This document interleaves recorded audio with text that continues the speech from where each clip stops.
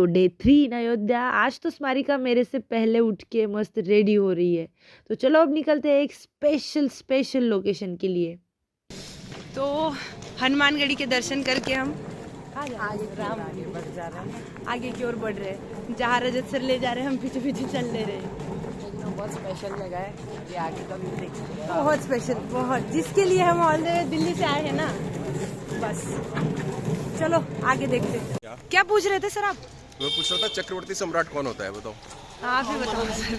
चक्रवर्ती सम्राट वो होता है जिसका चारों दिशाओं में राज्य होता था, इसीलिए राजा दशरथ को चक्रवर्ती सम्राट बोलते थे, क्योंकि उनका चारों दिशाओं में राज्य था और इसीलिए उनका जो पूरा साम्राज्य था वो पूरे देश भर में फैला हुआ था।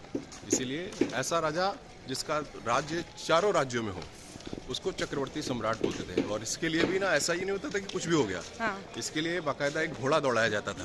वो देश के मतलब पूरे हर तरफ जाता था।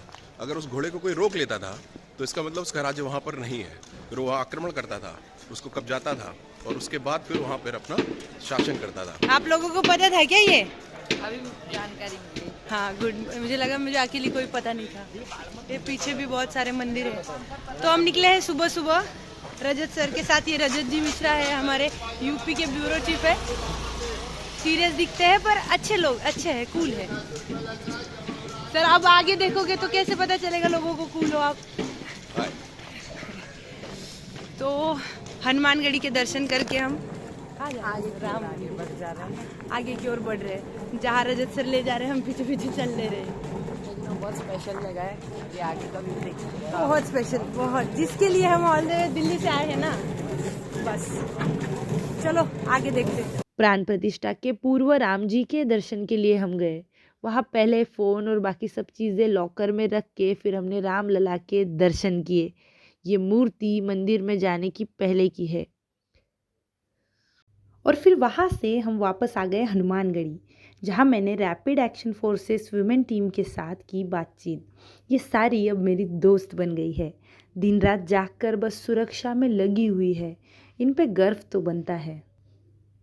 फिर हम पहुँचे राम भद्राचार्य जी की कथा में, जहाँ से मैंने चैनल के लिए लाइव भी दिया। और जब मैं यज्ञ में थी तभी अचानक से योगी जी वहाँ आए और फिर एवरीथिंग इज़ हिस्ट्री। मैंने योगी जी को बहुत करीब से जाते हुए देखा है। वहाँ श्याम जाजू जी भी थे और उनकी पत्नी भी थी, जो वहाँ के यज्ञ में यजमान थे। उन्होंने मेरा आदर सत्कार भी किया। और ये रहे बॉस, आके सारा स्टेज का नक्शा ही बदल दिया है। और इनके आते ही जो भीड़ जमा हुई है भाई साहब, तब मैं समझी भीड़ के लिए बड़े स्टेज की नहीं, बड़ी पर्सनैलिटी की ज़रूरत है। इनको हर चीज़ में परफेक्शन चाहिए और नॉलेज भी इतना है कि कोई हवाबाजी भी नहीं कर सकता इनके सामने। जो हमारा सबसे ज़्यादा चलने वाला शो बिंदास बोल, यही से सर ने लाइव किया। शो के बैकग्राउंड में लाइट एंड साउंड शो भी चल रहा था और क्या ब्यूटीफुल सी वाइब इससे आ रही थी, क्या बताऊँ। द विष्णु जी भी हमारे शो पर आए। ज्ञानव्यापी का मुद्दा और भी अनेक मुद्दों पर उन्होंने बात की। प्रदोष की जो राम राज्य युवा यात्रा थी उसकी तारीफ भी उन्होंने की। ऑडियंस का उत्साह आप देख ही सकते हो। सर के आने से माहौल ही बदल गया है। और हाँ, स्मारिका का आईफोन भी चोरी हो गया, इसलिए हम सबका मूड ख़राब था और हम पुलिस कंप्लेन और ये सब चीज़ों में बहुत बिजी हो गए थे। डे 4 मुझे सुबह सुबह कॉल आया कि आपको लाइव देना पड़ेगा। तो मैं भागते दौड़ते रेडी हो गई। रास्ते में साफ़ा पहनाने वाले भैया मिले जो बहुत आग्रह कर रहे थे कि साफ़ा पहन लो दीदी, आज शॉप का ओपनिंग हुआ है और आप पर जचेगा भी। पर लेट होने का टेंशन मेरे चेहरे पर साफ साफ दिखाई दे रहा है।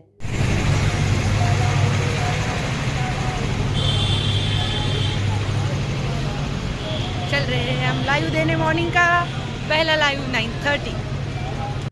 लाइव देने के बाद मेरा फ़ोन ऑलमोस्ट डेड हो गया था।